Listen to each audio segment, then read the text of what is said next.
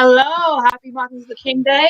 My name is Megan Holden, And I'm Sam Rodriguez. and this is Locked In Sports. We cover the latest and hottest news and debates for the NFL, the NBA, and the Creating Young Minds Undiscovered League. For those who don't know, the Creating Young Minds Undiscovered League is the first European replica of basketball training and development in the USA. Take talent from all levels, from college to former NBA players to G League to overseas players, and compete at the highest level.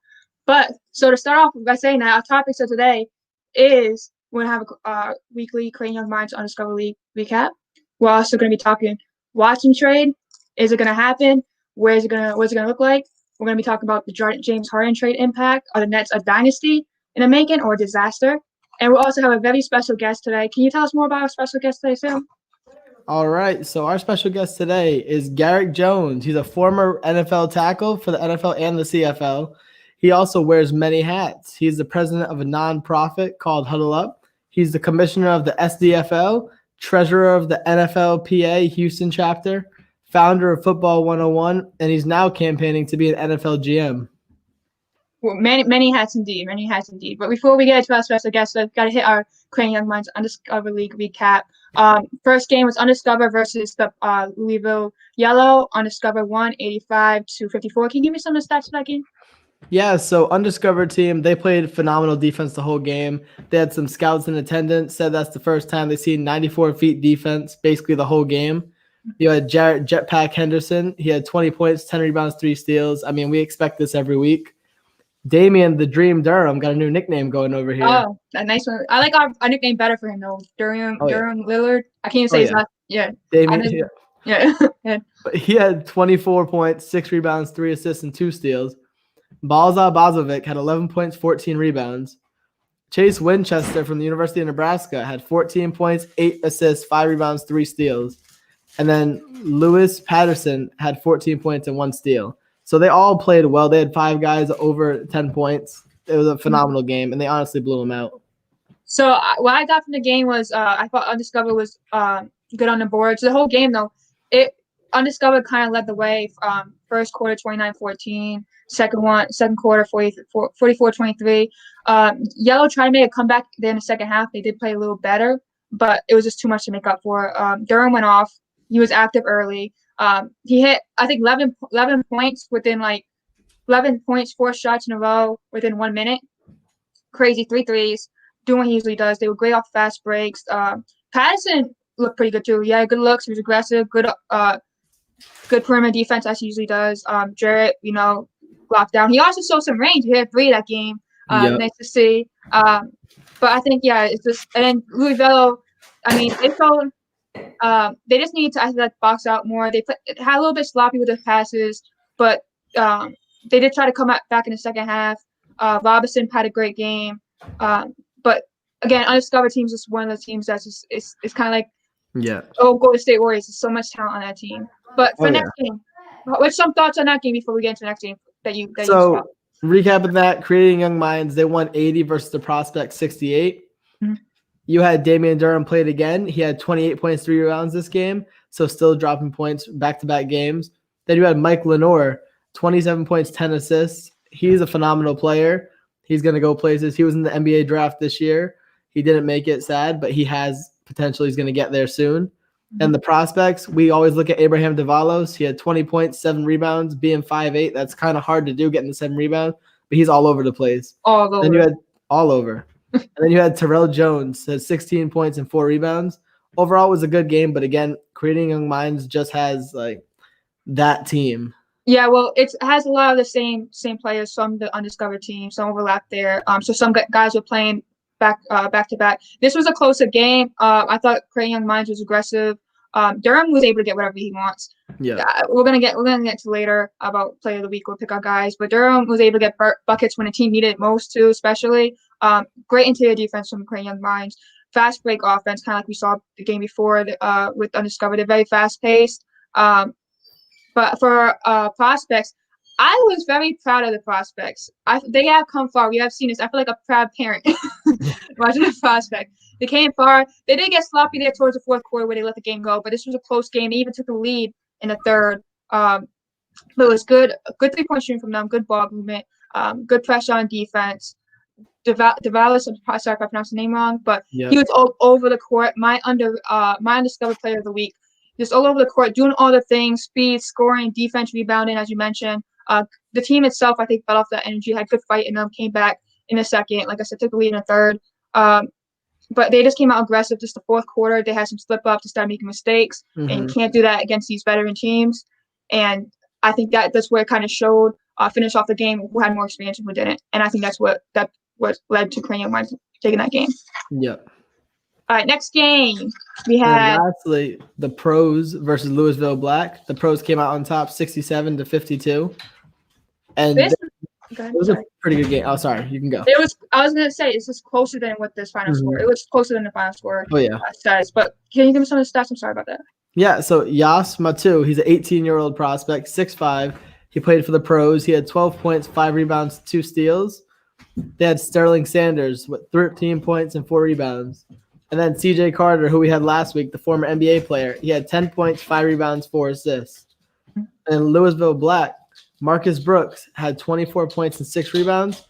And Kevin Booz from Lamar University had 14 points, 4 rebounds, and 4 assists. But like Megan said, this game was closer than what the score says. And Louis Black, I feel like it was kind of like it was the Brooks and Williams show, right? The dynamic duo over there, I feel like. Williams had good shot selections. There was a lot of ball movement going on. Brooks doing great offensively, making moves, getting to the basket, got a good couple dunks. I feel like when they were driving better, when they were driving, getting more ball movement, they were successful. But there was parts of the third quarter where they were shooting jump shots, and that's what hurt them, and that's what let the Pros kind of take it away. The Pros, great defense, especially inside, not making anything easy using their size. Carter, I feel like had a pretty good job of controlling the offense, passing and scoring. Oaks hit a couple tough shots, but I think great defense at the end helped them win the game. Oh, yeah. And also some fast breaks, easy points buckets. So we're going to that recap. I just want to, for those who don't know, you can watch the Cranium Minds League in this link that we posted below. If you want to check them out, they usually play every weekend, usually Sundays, starting at 12 p.m. Central Time. But going to that, to our special guest, can you remind everybody who is our special guest today before we talk about the playoffs? All right. So our special guest again, he is a former NFL player who wears many hats. The president of a nonprofit, Huddle Up, commissioner of the SDFL, treasurer of the NFLPA Houston chapter, founder of Football 101, and he is now campaigning to be an NFL GM. We have Mr. Garrick Jones. How you doing today, sir? Megan and Sam, how are you? Doing good. Thank you for coming on the show, Mr. Jones. We appreciate it. Not a problem. No, I appreciate you guys for having me on. Of course. So we're gonna go straight into the playoffs, divisional round, divisional game. Some of the scores we had: the Los Angeles Rams at Green Bay 32, Rams 18. You had Baltimore at Buffalo 17, Baltimore 3. You had Kansas City 22, Cleveland 17, and then you had Tampa Bay 30, New Orleans 20. Some interesting games. I'll start off. For the Green Bay, I expected Green Bay to blow out the Rams.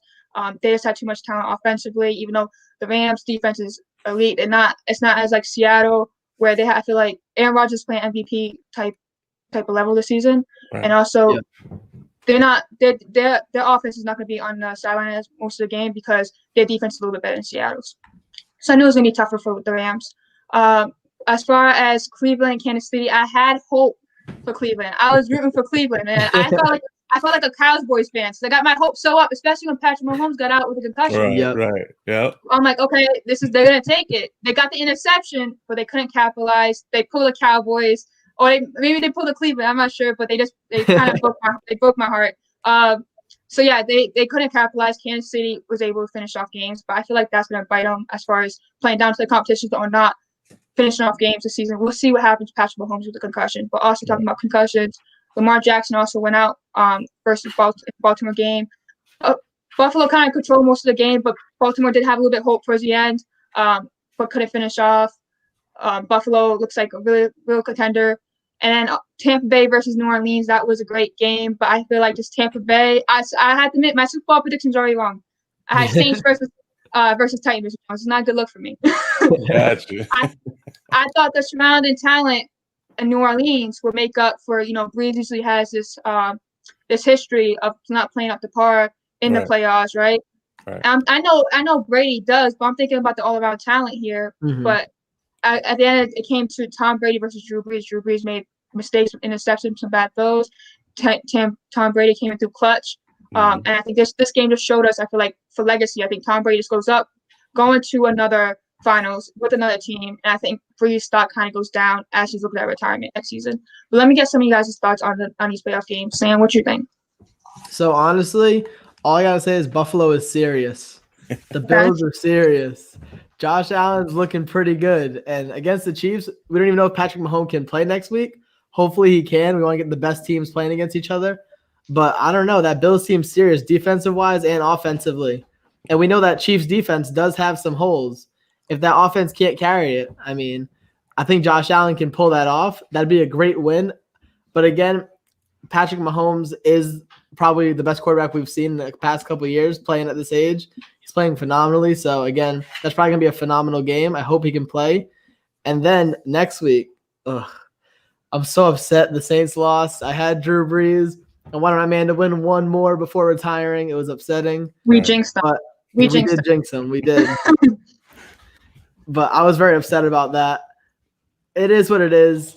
It was a great game to watch. Tom Brady's looking phenomenal right now. I hate to admit it, but he's looking phenomenal. Yeah. He doesn't look like he's slowing down. And then you had the other game, the Packers.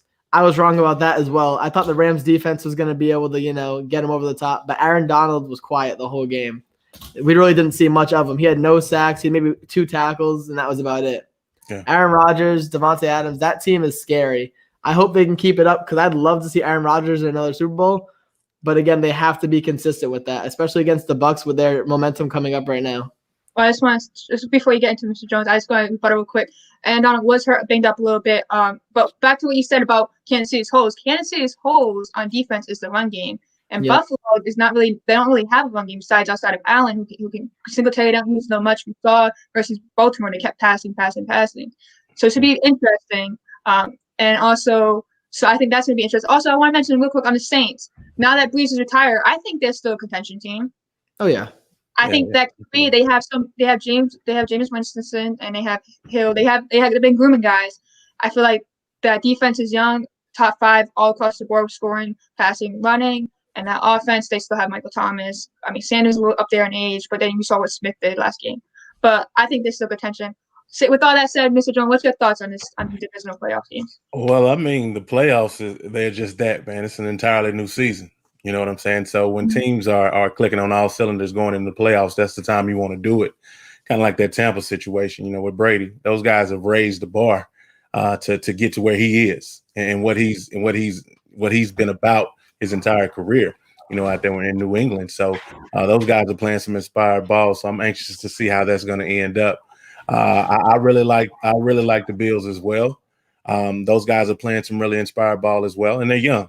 And when you have that level of innocence or just that adolescent mentality, you don't know what you don't know. So when you go into a game, you think you're a world beater, and that's exactly what they're doing. They're having fun, and they're relying on a lot of the youthfulness of that actual organization. And Dave's is calling some really good plays out there at that OC spot. So I think we might see a shakeup this year. I mean, this is the year of the mulligan. This is a different type of year because of COVID.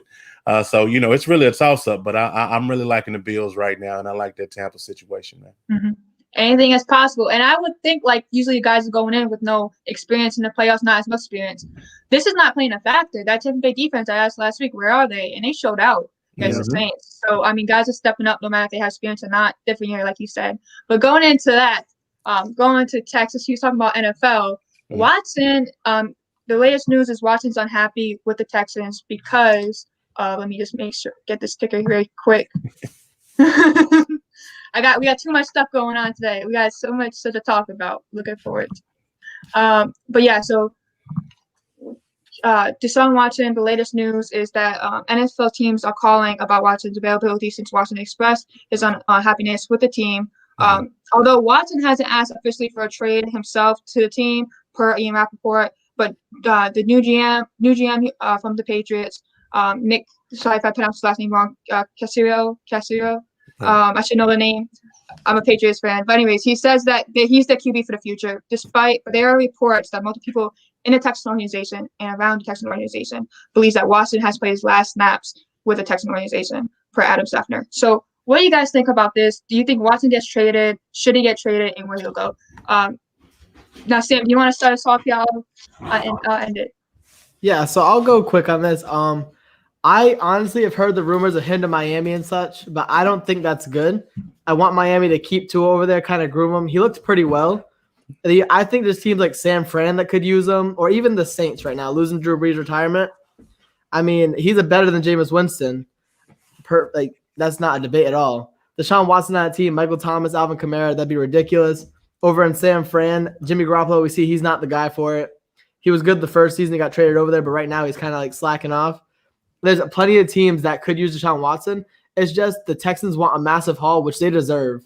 They're going to get a massive haul for this man. I still think he's a top 5 quarterback in the league, no matter what happened last season. He's a great player. I think it was the coaching system that kind of messed it up. They really didn't build around him. They kind of just added little pieces that didn't really complement. But so I think he should be traded. Where to? Probably San Fran or Saints is my opinion. But again, if Miami happens, I heard that's where he wants to go. I mean, good for him. They'll probably be a great team, probably win that division. But I think they should stick with Tua for now, kind of give him a chance to groom. It's been too early to tell. I got to say real quick before we get to Mr. Jones. I think Watson's been one of the best actually QBs in this league. It's just his team's struggling. It wasn't that his passing. He's still putting up numbers. He's still one of the, if you look at the rankings, he's still one of the top QBs up there. But Mr. Jones, I'm interested. You were campaigning to take the GM spot there in Texas. And you're played with the team. You have history with the team. Right. Tell me your thoughts on the direction of this Texan organization, what they should do with Watson, and what does it look like? What would a trade look like? Well, from an organizational standpoint, they have to really practice transparency and letting everybody know exactly what their moves are going to be. Because right now it's not any kind of trust in the building, especially with your players in the locker room and then with your fans. This whole situation with the GM search and head coach search has been, a fiasco, if you ask me, just for the simple fact that, they brought a lot of people in to help them find candidates when they already knew who they wanted. And that was 2 years ago. You know what I'm saying? So anytime you do that, what you do is you alienate, the people that you talk to and brought in for those searches, which are Deshaun Watson, which is Andre Johnson, and then all these guys, Tony Dungy, the Korn Ferry group that the consulting firm that you brought in and you paid because you already knew what you wanted to do. So when you do things like that, the level of truthfulness, and it's a lot of questions that surround everything that go on in the building, it just intensifies everything. So that's why, a lot of these athletes and fans and everybody else are upset right now. And Deshaun Watson, especially because, you said you were going to listen to this young man and he's the cornerstone and he's the face of the organization. These athletes bring in a lot of revenue. So they deserve to have some type of voice. But unfortunately, that pretty much never happened. So, now he's in a position where, he's a Gen Z guy. There is a disconnect when it comes down to being able to communicate, and they're not doing a very good job of it. So he deserves better. The fans deserve better. The former players deserve better. Everybody that follows the Texans and have invested any kind of money, ticket sales or merchandise, or anything, we all deserve better. Especially in this situation. So I understand him being upset and wanting to be traded and those types of things like that, because the organization really has to build around him. He's the face of the deal, and he's going to put up numbers whether you're 4-12 or whether you're having a winning season. He's going to do what he needs to do because he's a champion. He's already shown that in college and how he conducts himself now. So it's all about building around that and bringing the right people in the building in order to get those things done. And right now, personally, I don't think that they have the right people in the building in order to facilitate that. So if it were a trade type of scenario, I'm all for it because, he's a hell of a talent and you don't want to waste that talent. I've been around guys that ended up having to waste some good years. Andre Johnson being one of them, being around him and being in the locker room and riding on the plane next to him and watching him go out and do what he does. But they never really brought people in that could really help him. And it's unfortunate. And for Dre to speak up the way that he did, Yeah. He's one of those guys, man. I sat on the plane with him 3 years and could barely get words out of him. But when he speaks, it's one of those things where, man, you really got to listen. And now the fans are involved because they're picketing right now and protesting at NRG, because they're upset. So it should have never gotten to this point. So when it comes down to teams, man, Deshaun is going to be a big ticket item. He's going to be a big ticket type of situation. So they got to clear a lot of cap space. And I don't see a lot of teams having the kind of cap space that they would be able to bring him in or let a lot of players go in order to get him. But you still got to put a team together around him. So the teams that have the most cap space and have the most money, which is, of course, the Jacksonville Jaguars, they have everything that the Texans would need in order to do some things. So that's an organization that I would look at to make a surprise play for him. But I know all the teams are calling for him right now because they see what's going on in the Texan organization right now. So it's feast or famine right now. So and the Texans they're on the chopping block, man, and people are looking and licking the chops right now. So that's the situation. Yeah, and we heard. I mean, Andre Jackson told him to Watson, stand your ground. He obviously, like you mentioned before, he doesn't want the same thing happen to him. You had JJ Watt in one of those games saying, "I'm sorry, we wasted 1 of your years." So maybe, like, do you think he gets traded? Do you think do you think they pull up? They start the rebuild, or do you think they're gonna just try and drag this out? Well, it's hard to say. I'm not quite sure where Nick would be in his thought process because he's coming into a storm, if you will, and I don't think that he really looked at it for what it was worth before he got here and saw, once he got a chance to get in the building and saw how rough it really was. But I think with the contract that they gave him, which is a 6-year deal, he could very well say, "Look, let's go ahead and try to see if we can move on." And bring a top tier guy in, maybe like a Jacksonville type of situation and bringing in that first pick and then letting Deshaun go there to Jacksonville and then, basically starting this thing over and bringing in some key guys, some young guys that can get in because they basically want to build a new culture there. The culture that they've had has been terrible. It's been toxic. And I think he's a guy that would want to try to get some things done. But yet and still, it's one of those things where if his hands are tied, he could just be, in the mix and trying to do what he can as a GM. So it just depends on the organizational structure. I pray that they get it right. There's still time for them to do some things, but they're going to have to make some drastic changes. And like I say to a lot of guys, they're going to have to bring some guys in there that have been around it, have a vested interest in it. Guys like myself, guys like Dre, get us in there, allow us to bring the fans back into the equation and allow us to speak to these players and get that locker room back. And then we can be right back on the track to greatness of where it needs to go. And that needs to happen sooner than later. And that's 100%. What we're really looking at. 100%. And also as a former player, you can connect with those players and know what they want. What I was going to say was, now to the point I mentioned, I was like, when he signed that extension, man, I was like, no, what are you doing? Cause I saw it come like the Hopkins trade. I'm like, okay. Because I know they get rid of Bill O'Brien, but the owners, they still had to sign off on that trade. It's not like they didn't just, okay, do what you want to do. Right. I know that they promised him, he'll be part of the GM and the coach's decision. Also, but before going to that, to the point I mentioned that part of that trade, it was part of that extension. It was smart of Watson to get no trade clause. So whatever team he's going to, he's going to control what to say. Yep. And I think he's going to go to a playoff team. I don't think he's going to go to a rebuild team unless he sees something in the future. But I'll get into that in a second. With I was just got off track. All right, you good. What I say was so he signed that extension with the trade though. I think Houston's average age is 26, their 21st oldest. They traded they're not going to get much younger because they traded the first and second pick to Miami last year. Right. They're 20, and they're not going to get that from free agency because they're 26 in cap this year, 30 next year. Fuller's a free agent, and I think the whole point that if you keep a franchise QB like Watson, you want to, right? But at this point, he's 26. You don't want someone who's not happy in your organization. You don't want someone that's not going to be good for the locker room. If he wants out, I feel like you have to give it to him. If you want to try to keep him happy, though, you have to bring back Fuller. And I don't think they have the cap space to do that unless they got rid of some bodies like Watt, like Johnson, like Cobb. But your defense is already among the bottom of NFL, bottom half, especially in the run defense. I don't know how much it's going to help you. You need a lot. So I think it's rebuilding time. Especially since Texans only had 3 years to get this right. Because Deshaun Watson has opted out in 2024. I think that given 3 years, you have the Tennessee Titans who look pretty good right now, even though they got out the playoffs. You have Henry there.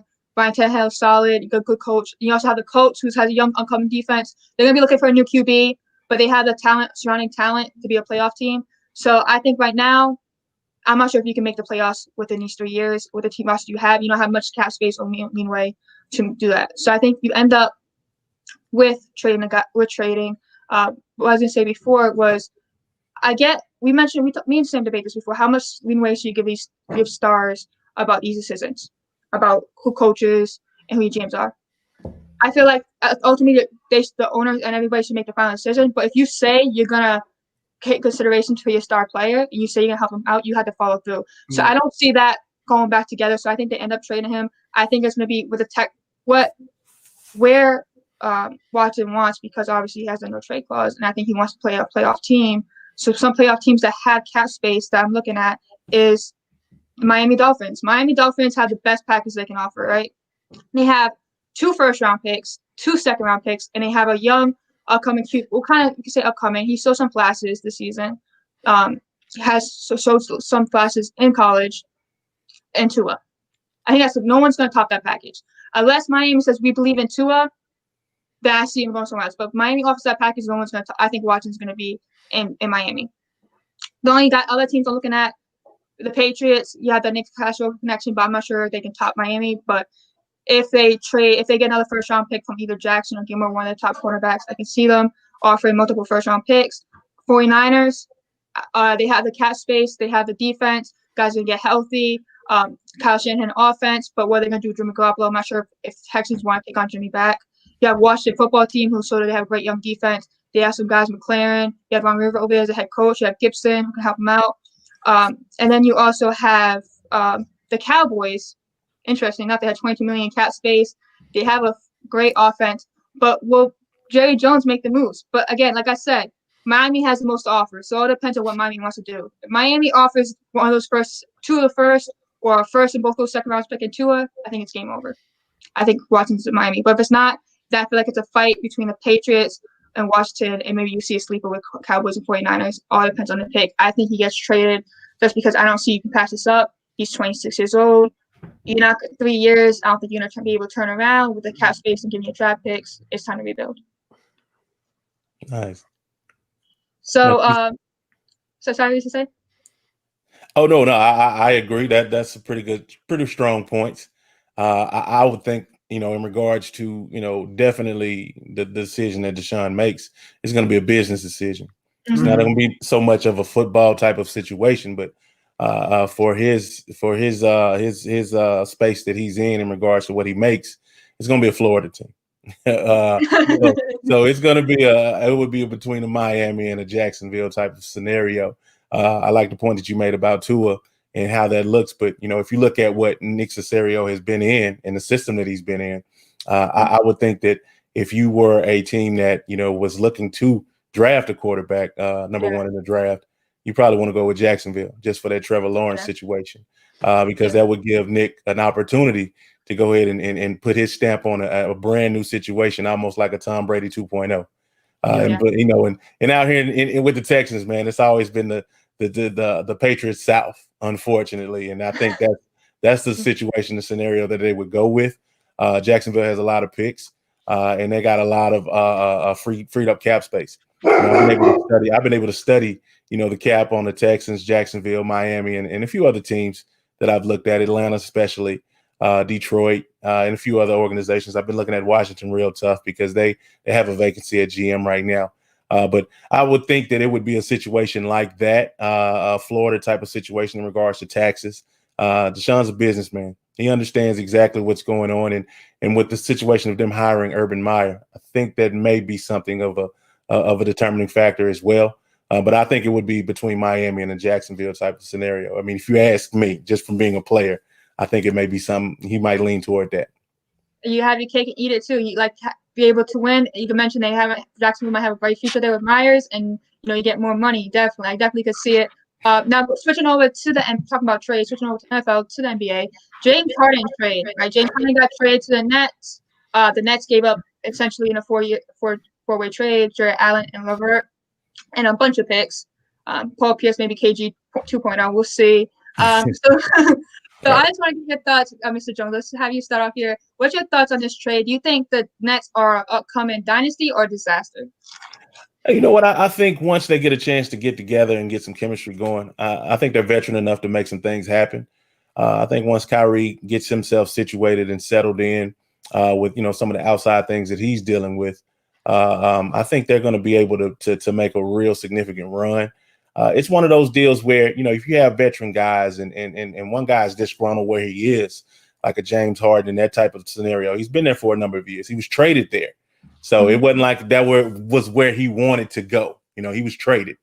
And having been a professional athlete and being traded myself, I know how that weighs on your mental when it comes down to doing things. But as you progress and you spend time there and you're trying to get to a certain point, and he felt like the organization really wasn't doing anything to really help him, which it was a lot going both ways, to be honest with you. But for him to be in a fresh start, sometimes a change of scenery is all that's needed. And I think once, those guys get to playing together, man, I think they could run the table for a number of years. And I think with the young guys and then the draft picks that Houston has, they get a chance to submit their stamp. You got John Wall out there, you got Victor Oladipo and those guys now that they just want to win. And I think that this is an environment out here in Houston that's really going to breed that because realistically, the city of Houston, we're looking for winners. We're looking for people that are going to embrace the culture out here and do right by the city. And the city is ready to be a part of any organization that is all about winning and doing it the right way. And it's been hard on the fans, with the Astros and then with the Rockets and then with the Texans now. We're just looking for somebody that we can get behind and just and be all in and want them to be all in with us. And that's really what's going on right now. But I think the Nets are going to have a good opportunity. Like I said, once everybody gets a chance to get in and mesh together and see how they work together, I think they'll be okay. I think they'll be all right. Hey, Boston fans are there with you. It's been a tough year for us too. We're losing stars over here. But what I say was, don't sleep on Kristen Woods either. Kristen Woods, I said that's going to be the biggest steal for free agency. Man's balling out right now. But so interesting. You're saying that you think the Nets will be a dynasty. I'm going the other way here. I'm going to say it might be an upcoming disaster. If it was just James Harden, Kevin Durant, I would say it would be a dynasty. It could be a dynasty or it could be their serious threat, right? The top of the East. But with Kyrie coming back, it's not even just off the what's going to happen with off the court, or it's more about on the court. Where I feel like it's the usage. You have Kyrie's usage is 30.6, Harden 30.69. You have KD's averaging 30.19. The average usage is 20% in NBA. So they're all actually top 20 in NBA history for usage.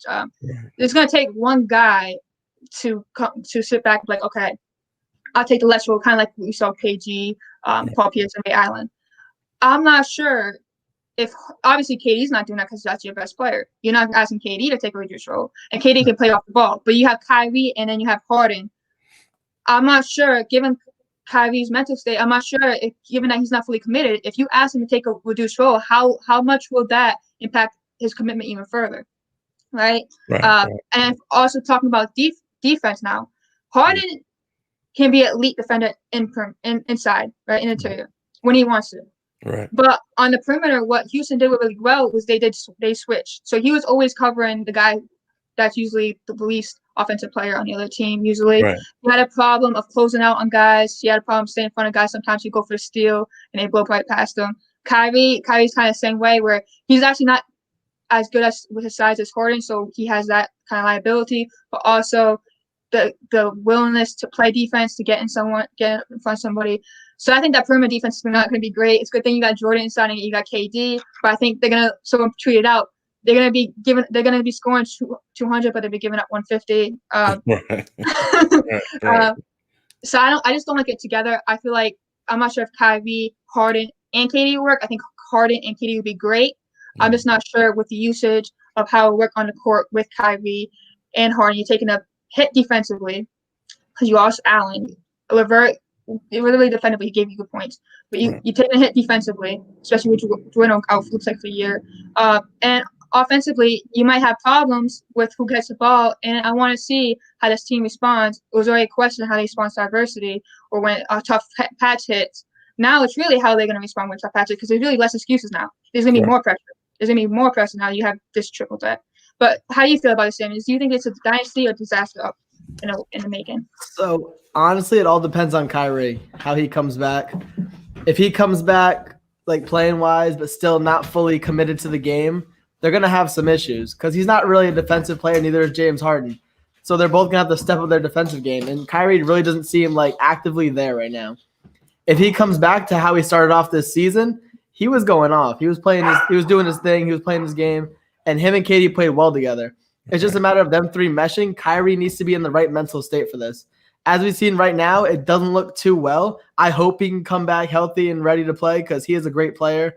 I want to see what they can do over there because the East is pretty stacked right now with them over there. Then you got the 76ers, Celtics when Kemba comes back and Tatum come back fully healthy. It's a scary team over there. So the Nets right now, if Kyrie comes back fully mentally ready, they're going to be a team to beat over there. But I honestly think the Rockets won this.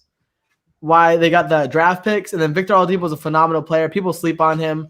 John Wall's looking pretty good this season. So is DeMarcus Cousins. You got Christian Wood showing out still. They're going to be a sleeper team over in the West. I don't think they can make a big run, but they're going to make the playoffs easily, I think. Maybe 6th, 5th seed. And they're going to be a sleeper team up and coming over the couple of years with those draft picks as well. But the Nets lost some center with Jarrett Allen, so they're going to struggle against teams like Lakers with AD, the Joel Embiid. That's going to be their biggest hit. It's just a matter of if their guards can start covering the better guards in the league. That's going to be the main thing, defensive-wise. But offensively, they have everything they need. It should be blowouts every game. It's just that defensive piece they have. They have to merge together. We have to see how they're going to click. And if Kyrie comes back mentally healthy, they're going to be a solid team over there. Well, one thing I feel like we forgot to mention was also hunger. As after they get the first ring, after that, I mean, Katie proved that he can win without that Golden State super team, right? James Harden got his ring. Now he got that added to his stats. He was like, what else do I need to do? Kyrie, I got another ring. What else do I need to do? So it's like if that hunger was still be there. So I question if they could be a dynasty. But real quick, I didn't get your final. What's your final? You got to pick one, dynasty or disaster. Which one you going with, Sam? I don't know. It's tough. You got it. Flip a coin. Flip a coin. I'll go dynasty. If Kyrie comes back fully healthy, they'll be a dynasty. So do you think they can beat your Lakers? That's what has. They can't beat. No, you can't have it both ways. You can't have it both ways. That AD. No, they can be a dynasty, but they need a couple of years. You need a ring. Miami was a dynasty, and they lost the first year to the Mavericks. First year, but what happened after that? Yeah, Nets can lose this year. I'm fine with that. Give LeBron one more ring, and then I'm okay. Okay. So there'll be a dynasty after this year. Okay. Yeah, it takes some time meshing together, especially with everything going on right now. No one's in the right mental state. True. And then also we're going to see how the season plays out with it. But going to that, to focus on Mr. Garrick Jones, we talked about many hats. Can you again remind everyone about our guest, Sam? All right. So Mr. Garrick Jones is a man of many hats. He runs a nonprofit called Huddle Up. He is the commissioner of the SDFL, the treasurer of the NFLPA Houston chapter, founder of Football 101, and is now campaigning to be an NFL GM. So I want to know, Mr. Garrick Jones, our first question is, how did your love of football come about? Like, how'd you get into it? Oh, for me, football was never my first love. I was a band guy. I was into music and art, things like that. So I was the youngest brother of three boys.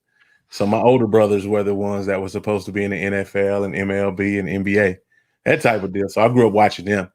And these guys were phenomenal athletes. I mean, some of the best athletes I've ever seen in my life. And, that was their deal. But, unfortunately, they chose to go another direction. And, me, I started growing really fast. So I just was big. And and I was in, I think it was the 7th grade or something like that. We were in PE doing something. And the coach came up to me and said, man, I don't know how serious you are about, football and sports, but he was like, man, I think you got something, you might need to check this out. So I just started kind of getting into it, and I didn't really get serious about football until like the 10th grade. And once I did that, and I started having a lot of success, that's when it kind of just became a passion for me. And I knew that I could, do this thing for real and get school paid for and all these different things, just from me being athletic and having the ability and being blessed. So that's more or less where it came from. And it snowballed over the years and it became a passion for me. But I was watching, a lot of guys that had played ball, ever since they were young, Pee-wee. And, I said, if I ever had the opportunity to put something together, I wanted to teach these athletes, while they were young. So by the time they got old enough, they understood the business and they understood what their role was and they understood their purpose. So that's exactly what we did when we started the SDFL. So that's more or less the story, man. It was never my first love, but I love it now because it's provided for myself and my family. And it's given me opportunities to be on this platform with you guys. That's amazing. Appreciate it, man. Appreciate it. And moving on to the next question. So you were born in Arkansas. Right. What was it like out there, like the football scene and everything? And who was your favorite team over there? Man, for me, let's see. Growing up in Arkansas and playing sports, football was pretty big. It was you really only had one team that they really pushed in college was the Arkansas Razorbacks. But I went and played for the Arkansas State Indians at the time, but they're the Red Wolves now. For me, a favorite team, man. I never really had a favorite team, to be honest with you. I was like I say, I was always doing something else, man. I wasn't really into sports too tough.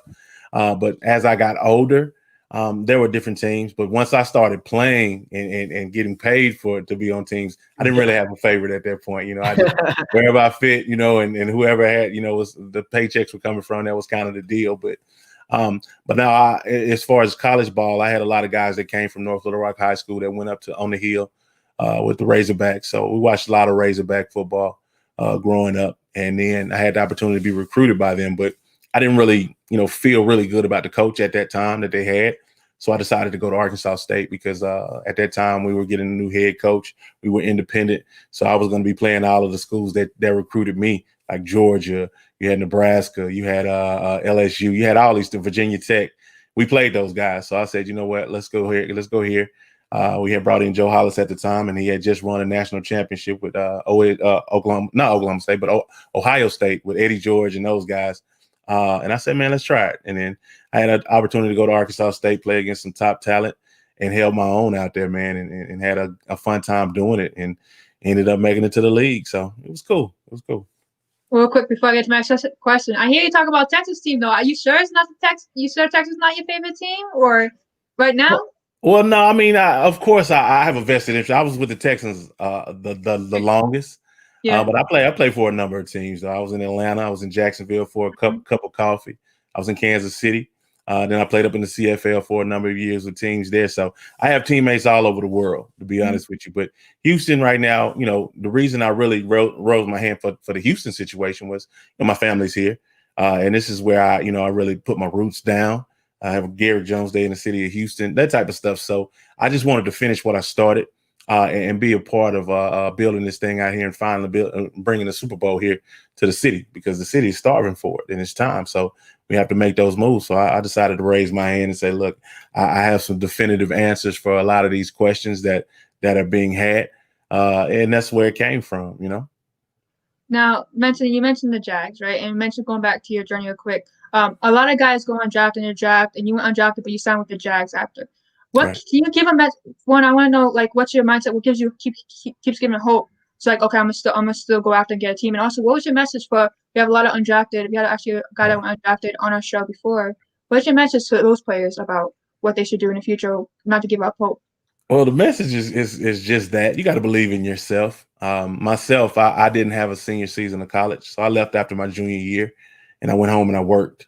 I was helping with the family. We had a few issues going on, and everything leveled off. But I was watching guys on TV that I had played against, and I had pretty good games against. And I had the opportunity to play against around 10 or so guys that went first through fourth in the NFL draft. So I was on some boards, but here I was at home. Eventually everything leveled out. I got with a group of individuals that really helped me understand the game, taught me how to scout, taught me what the scouts are looking for, what these teams are looking for. And we got a hold of some scout schedules. And I basically packed up my car in Little Rock and I followed scouts from Little Rock to LA and from LA back to Mobile, Alabama to the Senior Bowl. So in that time frame, I learned a lot about myself. I learned a lot about how I needed to believe in myself, because every scout told me I'd never make it, but I ended up making it anyway. And I think it was that perseverance that really got the scouts. And they said, man, by the time I got to Mobile, I had a buzz. You know, they were thinking either I was crazy as hell or I really needed to be there. And that was really the scenario that I wanted. Jacksonville, you know, really took a liking to me because I was really high on their board at the time, coming out of that junior year. So they gave me a few scenarios that they wanted to see from me in the pro day, and I came and I met and exceeded every measurable that they wanted.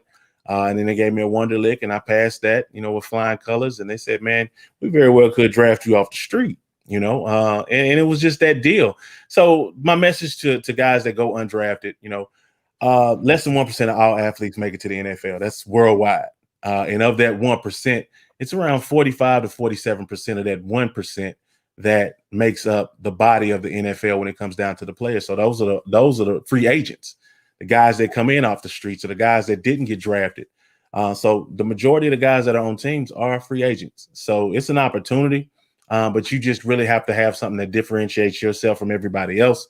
And you got to just understand that, you know, if you're supposed to be there, you know, there's something that has to be special about you. And it's kind of the same thing I'm doing with this GM search. You know, once I got done and I looked at my body of work can stand up against anybody that's, you know, in the league right now. But it's from a global standpoint, not just with one team. And I'm doing the exact same thing that I did the first time to get to the NFL with this situation right here. So I'm just here to show guys you can do it, but you just have to be cut from a different cloth.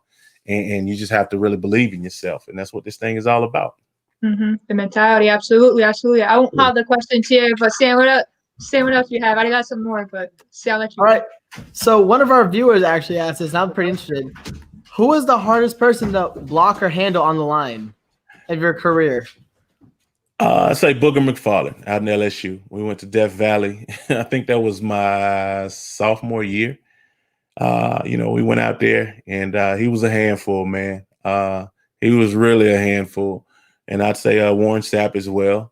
A lot of these guys were really fast, and they were strong, you know. And it's one of those things where the speed of the game, you have to have that mentality and understand the speed of the game. And I was young at the time, and I really didn't understand the speed of the game. But after those couple of plays, you know, going against those guys, you know, I had to speed up a little bit, put it to you like that. Well, you mentioned before you play same roster with Andre Johnson. You also play behind in front of David Carr. Make sure I don't get confused with his brother. Now, what was it like playing with those players? And also, did you see kind of like see where their careers were going or how they became? Like, did you see that coming? Yeah, you know, the thing about it is, and this is probably some of the most profound advice or words of wisdom that I've ever heard. You know, it was coming from Gary Walker. You know, Gary Walker was out in Jacksonville, perennial All-Pro, that type of situation. We were having a discussion. I think it was myself. I think Dre was around, a bunch of offensive linemen, and Gary Walker and some defensive linemen.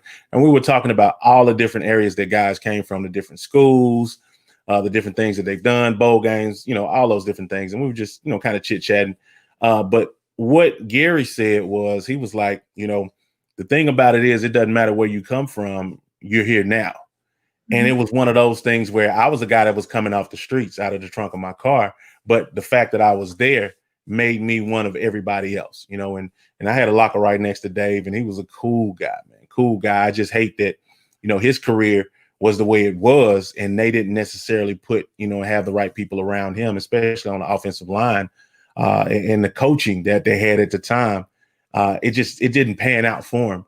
But just watching Dre operate and do what he did every day and being in practice with these guys, man, it's something else to just watch guys' careers blossom and bloom, as opposed to some guys that never really got the opportunity, you know. And it's kind of like what I had to go through, you know, even though I went to Kansas City and I would have had an opportunity there to really play some legitimate ball when Willie Roaf retired. The fact that they released me, you know, that opened it up for, you know, the Texans to come get me. And once the Texans got me, they honored the deal that I had with Kansas City, but I had to sit because they didn't necessarily put as much money into me and invest in other guys. So I kind of had to just watch it. So it was the political aspect of it. And you just kind of watch, you know, the whole game that's being played. So it's not like a high school or, And in college is a little different, but it's not like high school where you put the best players out there and it's all about winning. In the league, it's about being right and being able to justify an investment, in a player. So if you give one player, $10 million and give somebody else 10,000, the guy that you paid that 10 million is going to play, no matter if he's good or not. And that's just how it works. Yeah. That's why a lot of undrafted players, touch on that real quick, go to the Patriots, because at least one undrafted player always makes it to the Patriots. They don't care where you draft guys and stuff like that. But not every team is like that, especially if you got a first round pick. You better make that first round pick work. That's what the only That's it. That's what it's all about. It's you want to go to a team where you're going to have a legitimate shot. And that's the type of atmosphere that I would provide as a general manager, because of how I had to come into the league and understanding the dynamic of those guys that have that chip on their shoulders and the guys that can be upper tier elite guys, and just meshing the whole thing to make it work, Absolutely. Sam, I don't want to hog the question. What you got?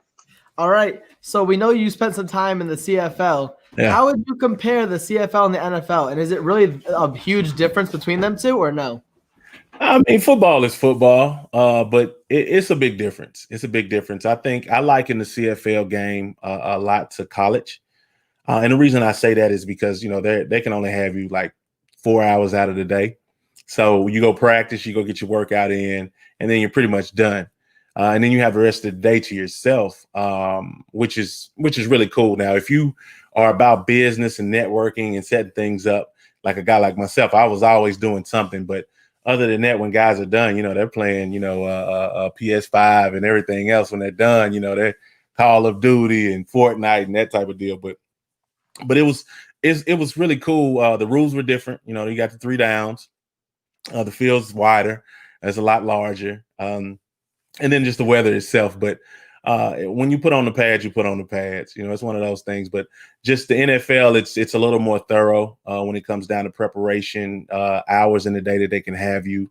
Of course, there's a lot of pressure in it because you're getting paid more. It's more of a public eye on you, and that's kind of the deal where there's really not a lot of security in both of them. Every Tuesday, they're going to bring somebody in to replace you. So it's kind of one of those deals, and a lot of people don't get that because they haven't had the opportunity to be a part of that. But it is what it is, man. It's a job and it's a business. It's a wonderful game, but a lot of times it turns into a terrible business with the way it's conducted, though. Now, going on talking about on the field to off the field, you have a nonprofit called Huddle Up. 1,500 football players you got to get who also participated in this. How did it come about, and how did the idea come about to get other players involved, especially that many? Well, it's a derivative of the NFLPA Houston chapter, and basically it's just a nonprofit leg of that chapter. Here in Houston, we have one of the biggest populations of former players. Houston is a hub, if you will, for former athletes. I mean, the tax advantages and all the different things that you can get into when you're done. A lot of players migrate here. And what we do is, we work with those players to set up their different initiatives, things that they're passionate about, things that they want to get done from a social impact type of scenario, and really work with them to set them up and put them in front of the right people to help them facilitate the different nonprofits that they may want to do, whether it be a fiscal sponsorship or whatever the deal is. But it's all about, bringing as many of those guys into it and then bridging that gap between them and the fans, and then creating a family and doing the things in the different neighborhoods that we service and that we live in, and a lot of these guys are from impoverished neighborhoods. So we do a lot of things like that, and we just partner with different groups just to make a bigger impact. And that's really what it was. The group itself was established before I got to it. And it's just former guys came together and said, we want to do some things during Super Bowl. We want to provide scholarships. We want to make sure that we're giving back. And then when they voted me president, I just brought all of the initiatives from the SDFL that we have in our business curriculum and everything that we do off the field from a developmental standpoint, and said, look, let's just start and put those in there. And it's really been really good. Of course, COVID slowed a lot down. It's pretty much slowed everything down this year.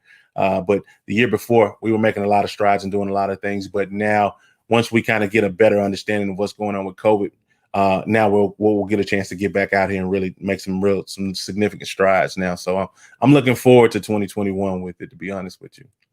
Respect. We appreciate that. That sounds great. That's amazing. Next question. All right. So speaking on the SDFL, we know you're the commissioner of that league. How is it being a commissioner, and how would you compare yourself to Roger Goodell? Gotcha. It's really good, man, because you get a chance to see it from the aerial view of everything that's going on. And a lot of times when you're in those leadership positions, it's more or less just that, being the conduit between all the different teams, the different factions that you have going on, and overseeing those things to make sure that they're running smoothly. It's been a dream, man. You know, we started it in 2012.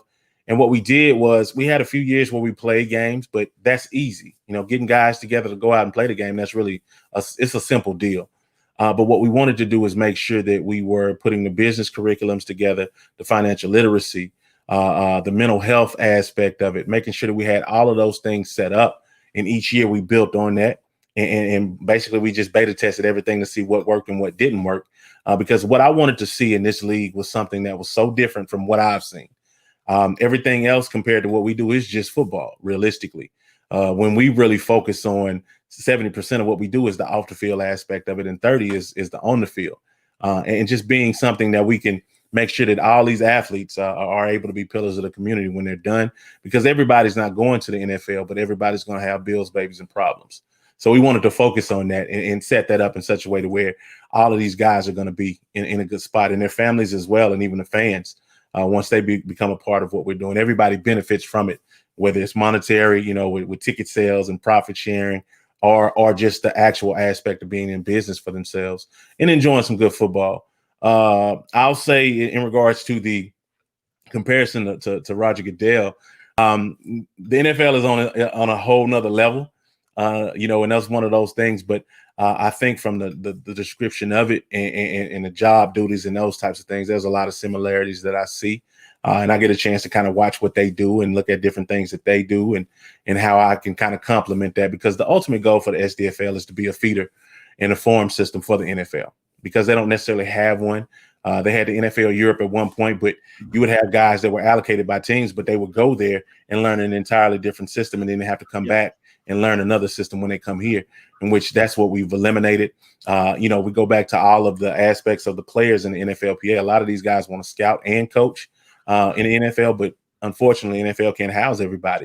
So it just makes sense for them to be able to come learn during training camp. And then we actually have teams that would be allocated to those particular teams in the NFL. And when you cut those guys down from 90 guys to 53, you just allocate them to us. Those guys that have been there, done that, played the game in the NFL can now coach them up. You have your refs, you have your interns, your people that want to be upper management. Everybody's starting to get those repetitions that they need through our system. And we would run at the same time as the NFL. And we play bi-weekly. So 1 week we play, then the next week it's all business and giving everybody the opportunity for their bodies to rest. So it just makes sense, man. We've taken our time with it, but we wanted to make sure that it was right before we had the opportunity to present to the NFL. If we get that opportunity, we'll show them how it works. And I think it'll be something that'll be monumental. Oh, yeah, that should be. It's like AAA, AA, single, like MLB. Right. Absolutely. Something like this. Also, it kind of reminds me of the Creating Young Minds on Discovery League a little bit, as far as like doing stuff also not just on the court, giving guys another opportunity, but also off the court, being part of the community, teaching young men, to be part of the community and stuff, and it's growing. Right. But also, I think you'll be a lot better. I think you're more loved part of the league, Roger Goodell. I don't think you get booze as much booze as he does. But real quick, my last question is: you talked about you campaigning for being a GM. Now I want to know. I'm not just counting it down to ones who need it. I'm talking about the whole NFL. Right. What would be the ideal spot you think to be a GM, and what would be the worst? I think an ideal spot would be an organization that's ready for change, an organization that is ready for new ideas, where they're not so set in their ways of this is how we've always done it. Because I bring a fresh new outlook to it. I'd bring a presence to it that would be able to bridge the gap between the fans, the players, the former players, and actual ownership itself, and make it beneficial and advantageous for everybody, all parties involved.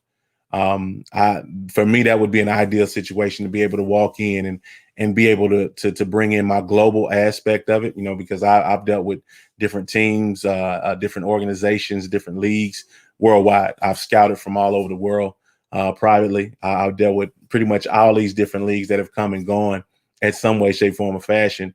And I've done that the entire time that I was retired from the NFL. I had the opportunity to go scout for all the teams that I played for, but if I would have done that, I would have typecast myself with that one organization. And if that was the situation, I would have never been able to do what I've done thus far. As far as probably the worst scenario, just what I said, if I go to an organization or have the opportunity to go to an organization and they pigeonhole me and say, hey, this is how we've always done it, this is what we do, and they're not really adapting to a culture that I want to bring to the table, that's going to be very hard. And that's going to be something that isn't going to be beneficial for myself or anything that I represent and what I bring to the table, because the ultimate goal is Super Bowls. If we're not talking championship mentalities, winning mentalities, and Super Bowls, we're wasting time, and time is something that we can't get back. So for me, I think that would be the situation when it comes down to worst and best places for myself. I'm gonna be honest. I want the names. I want the names.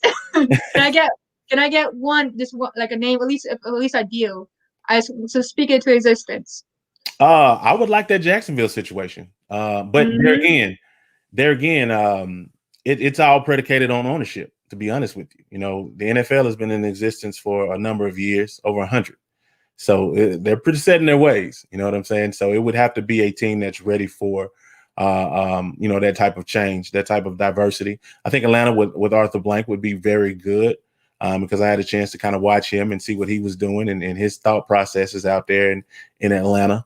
I would love to be able to do some things with the Texans, but I don't know if they're ready yet. It's kind of one of those situations. But for me, just from what I've seen and the different owners that I've been able to kind of scout, from afar and watch film on them, it's nothing until you really can have a conversation with a person and figure out what it is that they want to do in the direction that they want to head. And then you'll be able to see. But I've been able to relate to everybody on any different level, whether it be a billionaire or somebody on the block. That's the thing that I bring to the table. So we'll see how it goes, man. I'm here, and I'm not going anywhere anytime soon. So I'll be here. So real quick, if you had that Jacksonville job, what would you do with that first round pick? Would you trade it over for Deshaun, or are you taking Trevor Lawrence? Oh no, I trade that. Yeah, you get the list. You get Watson. Guaranteed. It's proven over potential, right? Mm-hmm. So you want to bring somebody in that's going to ignite the fans. Number one. Number two, you want to bring somebody in that's a champion, and then you want to build around them, and that's how that works. And then you bring, for me, it's about building the house, right? So you want to be able to build that house, and have that foundation. You want to build your offensive line, hit your defensive line. You'd already have your quarterback. You'd already have your coach. So there would be a culture there already that we could build on, that will turn into what we needed to turn into. And we can do it very quickly. With me, I don't really look at the rebuild atmosphere. I don't really get into it too tough, but it's all about retooling and bringing the right people in. And Deshaun is one of those guys that you want to bring in, man. He's a winner.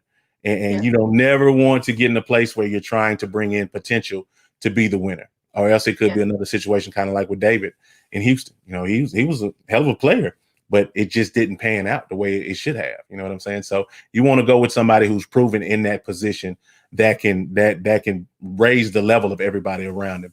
And Deshaun Watson is one of those guys. So no, that's not even a question, man. We're trading that pick. Easiest question we got so far. What I just say was, just to have fun with it. I mean, if I'm looking at the GL spots that was available, that's why I would like the Chargers. People say Jaguars, I get the pick in the cap space, but the Chargers to me have like so much talent that's proven. And so I think it's just the coaching and everything like this developing those guys. But they have a QB who we saw, Herbert, great this year, rookie year. They have Keenan Allen. We'll see what they do with Henry. They have Mike Williams. They got defense on that side. They got Bosa. They got pieces there. So I'm interested. I like that. I feel like that Charger spot was overlooked. But I want to get to that. The GM spot 2. I want to know your Super Bowl prediction. This is the final question. Who is your Super Bowl prediction? We gotta say it now, claim it now before the conference finals. I say the Bills. Ooh. I know. I'm there with you. Yeah. I say the Bills. You guys got to get who you got coming in and play the Bills. I'm going with the Bills to be in the Super Bowl. So who you guys got to play the I Bills? had the Saints, but Okay. we both had the Saints, and You can't went downhill. Don't give us the tough one, man. You're giving us the tough one. Right. So this is what I say. I say the Bills in Tampa. Okay. All right. I like that. I think Tampa, we saw earlier, but I mean, doesn't mean much. Saw Tampa Bay beat the Saints, who, Saints beat them twice. But Tampa Bay, they gave Green Bay the hardest time this season. So we'll see. I think Tampa Bay, it all depends on if the defense shows up. The defense showed up last game and didn't do that thing before. But I think they have the better overall team, and I trust Tom Brady. That's a tough one. I'm gonna lead Tampa Bay just because I lived in Tampa for some one time, and my stepdad's watching. You probably get at me if you don't. Tampa Bay over. It all depends if Patrick Mahomes out. If Patrick Mahomes out, I think it's Buffalo guaranteed. If not, I think it's Tom Brady beats Patrick Mahomes. I think that's gonna be a story. Yeah. Honestly, I'm gonna have to disagree with that. I have Aaron Rodgers making it out. Aaron Rodgers, I feel like he's hungry. They drafted Jordan Love. I told you at the beginning of the season they drafted Jordan Love. He's going for MVP. He's going to be hungry. He's proven he's not done yet. Same thing Brett Favre did when the Packers took Aaron Rodgers. Right. Same scenario here. He's going to win it. He's going to get out and go. They don't appreciate him here. Jordan Love, come on, that was a stupid pick. But I think him versus Josh Allen over there. Like I said, Josh Allen's hungry. Even if Patrick Mahomes is there, that Bills defense is serious. Yeah. I love to see that game. They're all young and hungry. They're ready to play. And they have no fear. They really have no fear. The way they're playing, Bills Mafia, they're always there to support. They're as wild as their fans are. They're ready to go. But I feel like Aaron Rodgers will come out on top in that Super Bowl just because him and Devontae Adams, that combination is unfair. That's what Matt Ryan and Julio Jones should be like. It's a way better version of them. So unless you can stop him, we saw Jalen Ramsey couldn't do it. Yeah. You need a lockdown corner to shut him down, but them two together are ridiculous. I think it's going to be a toss-up either one. It's going to be some great games. I can't wait to talk about that. But I want to thank you so much, Mr. Jones, for coming on our show. We really appreciate having you, getting your insight, talking with you about our debates. Thank you so much for coming on today. Oh, no problem. Thank you guys for having me, man. Keep going. Keep doing what you're doing. I'm enjoying what you guys are putting out, the content and everything, man. So just keep it going. We appreciate it. We appreciate it. And for our viewers, this will actually be our last Monday at 12. We're going to switch over the time to Friday. We'll announce more at a specific time. We'll start doing lives. Go Amherst. We're about to start off our semester. But we'll still keep in tune with you guys. We'll be talking about, obviously, the playoffs when we come back. Thank you for tuning in, and we'll see you next week.